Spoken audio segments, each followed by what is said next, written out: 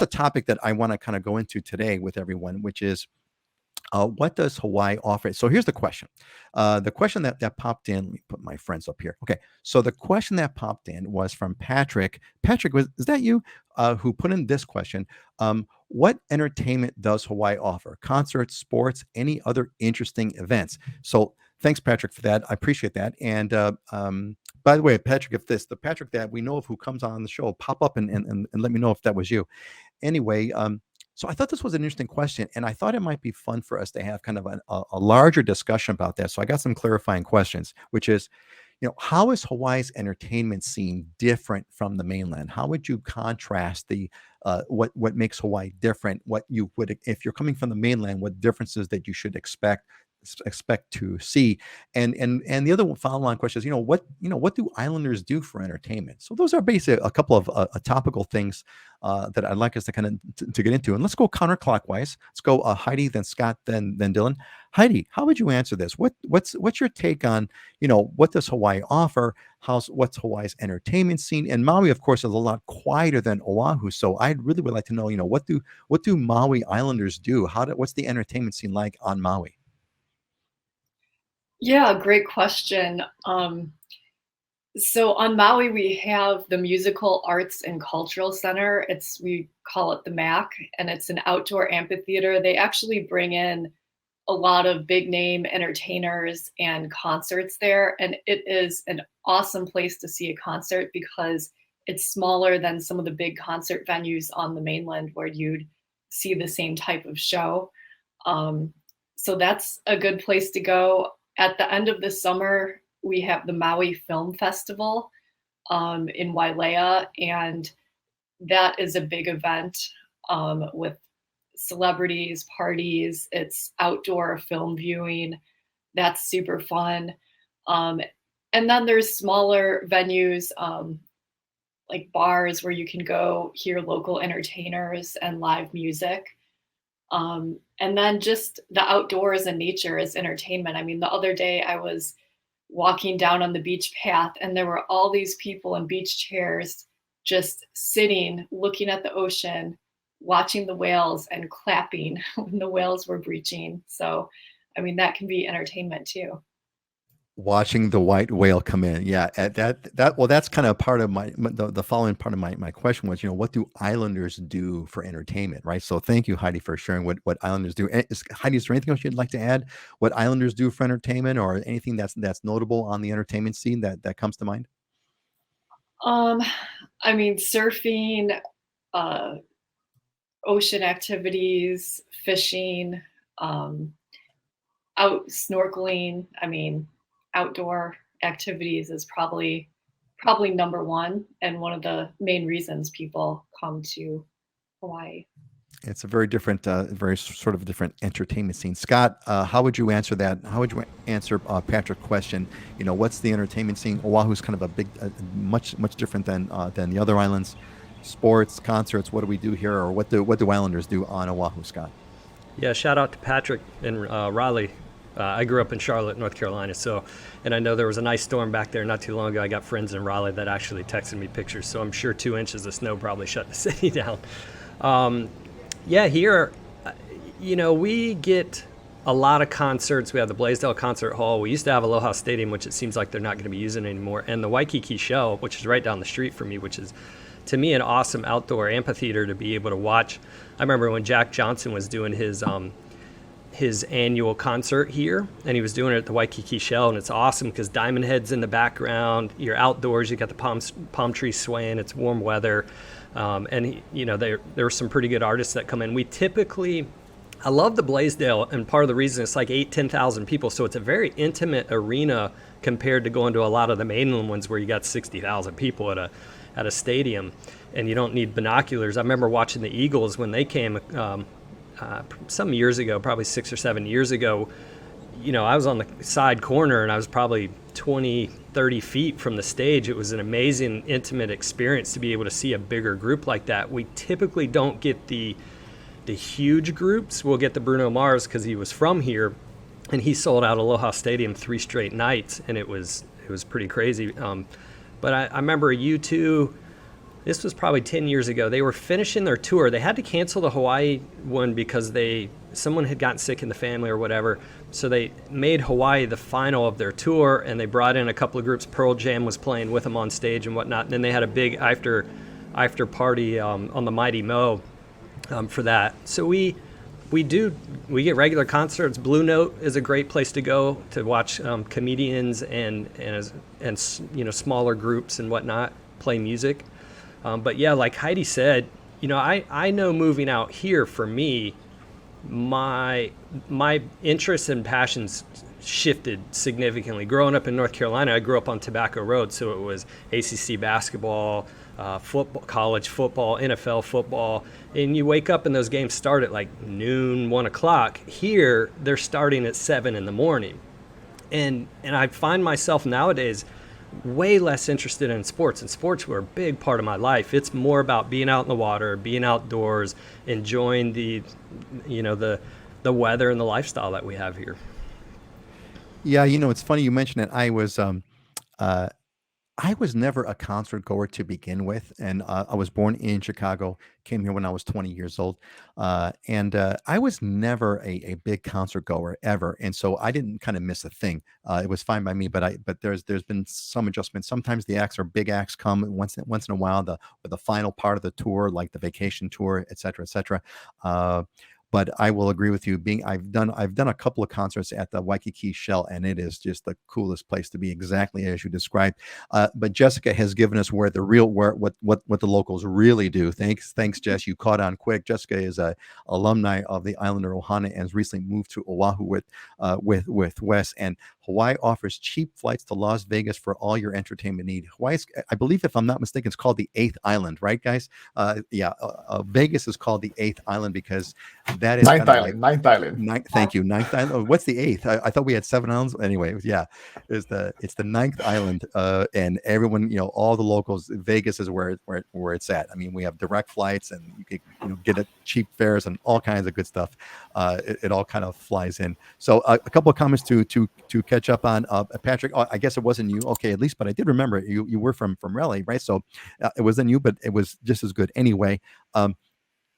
Gil says, how hard is it to travel from island to island? Yes, it is essentially only via inter-island flights. They tried to build a ferry, but ferry is not happening, and no one really takes a boat. Takes too long. It's too choppy. The water's too rough. So yeah, it's pretty much inter-island flights. We're still waiting for the highway. That's going to be cool one of these days. The big tunnel. Just kidding. Not happening. Auntie Joyce lived in New York City and Bay, so I had must have Broadway, ballet, concert, sports, but fine here. I really don't miss it all that much. That was with me. See, I never got into it in the first place. But we definitely don't have. This is definitely not a ballet, Broadway. Those are rare occurrences. We get the occasional band. So that's kind of where that all flies. Dylan, give us the Big Island angle. What's the entertainment scene like there, and then what do people do on the Big Island for entertainment? The biggest, I mean, I guess what you consider entertainment, right? I mean, if you're thinking about like concerts and sporting events and stuff, we definitely are restricted, mainly because we don't have the venues for it. We have one kind of small venue over on the Hilo side where the Merry Monarch Festival is held every year, and that's the premier hula festival, in the world. So it's the only place you can see that. It's very hard to get into. But any type of concert or kind of event is held, and that thing I think only has a 4,000 person capacity or something like that. So we don't have large events per se, but I would say outside of all of the outdoor activities and entertainment, which are second to none on all the islands, we have a culture of doing really good parties and having a venue in your house, right? So to me, Super Bowl parties here, I do every time there's a UFC pay-per-view, I got a big gathering. I would argue the food that, it's a big event, right? We're not just buying pizzas and chicken wings. Like, we're smoking briskets and grilling out steaks, and people do an emu and do a pig for the Super Bowl, so those types of events, it's more of a family community type thing. And you have a really good venue for that in your house, or you got a big lanai with a big screen TV or whatever it is. A lot of people build their living situation around the ability to have gatherings and enjoy events like that just from your home. So I went to an NFL football game for the first time in my life back in October, and it was a really cool experience. But I mean, I also like hanging out with all my friends in my house and having, amazing food and cheap beer, So Well, it's Auntie Joyce agrees. And Dylan gives the best parties with the best people and the best food. There you go. We have an on the scene eyewitness. Thank you, Auntie Joyce, for adding for yes, she has fleshing that. partaken. And I think Dylan, thanks for that. I mean, that is the essence of kind of what I wanted to bring out here, is that how are we different? I think, Heidi had mentioned, that it's watching sunsets in Wales. Scott had mentioned, the surfing and this outdoor lifestyle, which is absolutely kind of where the focus has shifted. And Dylan, thanks for routing that up, which is really these, if you think about it, these big family and friend gatherings, right? To me, that roots itself back to like old Polynesian culture, right? I mean, I could definitely see a cultural outgrowth of that. Pre-contact Hawaii, what was Hawaii like, right? What did they do for entertainment? It was gatherings, big or small family gatherings. And I think, Dylan, you kind of hit the nail on the head. I think it's a big replacement here is these big get-togethers, right? Like you said, so many people. There are so many outdoor. I'd love to know what like the per capita of outdoor grills is in Hawaii. I'm sure it's huge. Lots of people I know, right, have the lanai built out, the whole bit. Scott, go ahead. Yeah, I mean that it's funny because if you think about it, you go down to Kapiolani Park in the weekend, right, on a Saturday morning. People they're trying to grab the parking space. They're getting their big old tents out. Family and friends are all coming out. They're going to hang out at the beach and in the park for the day. Maybe the kids going surfing and stuff, but it's just a way to relax and get together with people. And I'd say that's probably one of the bigger things here. We do have off-Broadway productions and whatnot that you can go to here in Honolulu. So you get most of the stuff, but it's still, when I lived on the Big Island, it was old A's and pine trees. We used to go down there, tents are up, everyone's out, hanging out, mingling, relaxing, and getting in the water. Yeah, that's what it comes out to. Does anyone And else we have? and we have Go ahead. we have year-round sports too, right? So it may not be like the big professional sporting events, but if you go to an AYSO soccer weekend, I mean, it is jam-packed with tents and families watching. Our high school football teams are very well supported and lots of people attend. And so that's one of the things that I think people do for entertainment too, is you can do outdoor sports year-round here. So at any given time, there's baseball happening, softball happening, volleyball. There's always outdoor activities that are organized and that the community gets behind and supports. Thanks for bringing that up. That is a huge difference, I believe.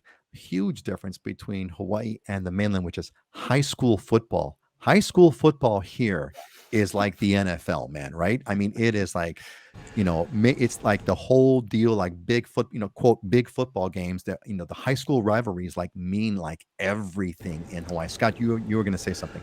Oh yeah, it was funny. I mean, I was noticing the playoffs this year for high school football were on pay-per-view. People were actually paying for it. I'm like, wow, that's amazing. The following for high school football here is something I've never seen before. Yeah, it's sort of like the local desire for football entertainment, right, has gotten completely sort of focused on the high school scene as opposed to the national scene. I mean, maybe because we have to wake up at 7 a.m. and no one in their right mind is going to wake up at 7 a.m. to watch a football game live. Who knows? I don't know what the reasons, but I just kind of threw that one out there. Here, folks in the chat, who would get up at 7 a.m. to watch a football game on a consistent basis? I'd like to know. Let us know. But the whole high school thing, which is a whole other topic about high schools and how much a cultural foundation high school graduations, that's another one, right? High school graduations in Hawaii are huge turnouts, huge events. The entire clan shows up for a high school graduation, and the goal, folks, real quick aside over. So on the, I guess it's entertainment side in a sense, but these high school graduation parties, the goal when you show up is to, if you're the grad, you want to get lays. Everyone brings a lei, right? So friends and family bring lays, and the goal, what you want as a grad, is you want to have lays over the top of your head. That's the goal. If lays go over the top of your head and you can't see anything, that's how you know that you've got like you kind of like you won the contest, right? It's almost like, how many pages in my homework kind of a thing. Auntie Joyce is popping in over here. First time I realized how important high school football here was during the mayoral debate, where most candidates were coaches and talked about the games where they all played each other. Yeah, man. I mean, there's a ex-politician, Mufi Hanneman, that still talks to this day about his Iolani High School years when he was a basketball player, if I'm not mistaken. So yeah, all kinds of excellent. Anything else you guys that popped to mind about the entertainment scene and how Hawaii is different, or something that you want to point out that people would kind of see as a difference, or would kind of highlight the contrast in Hawaii? Anybody want to just jump in?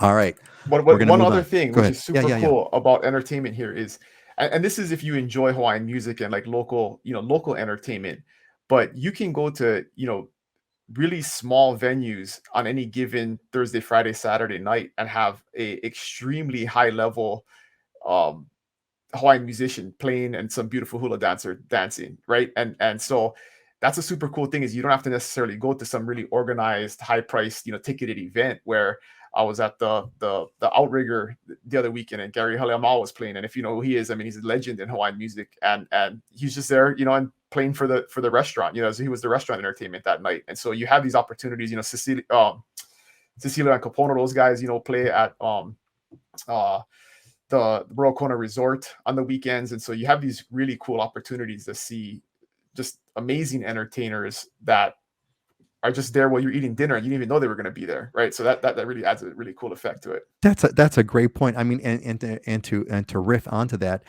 and because there's a term, there's a local Hawaiian word, kanakapila. Kanakapila means to kind of get together and informally, friends and family getting together, playing music, just kind of winging it, playing whatever song comes to mind. The kanakapila, right? So in that kanakapila tradition, Dylan, what I've also seen in that same thing, there's like a big name, a local big name entertainer who's just kind of got to be the lounge singer, so to speak, right? And he's kind of playing at dinner. And I've also seen, spontaneously, a girl will get up who knows the song, and then she'll dance hula right in front of the guy, and they'll just kind of do it and just kind of wing it, just right out of the audience, right? Someone just come in this kanakapila tradition, because this is what families do for these local get-togethers. They'll bring out the ukuleles, they'll kind of do their thing, and bam, bam, bam, before you know it, everyone's there. So that's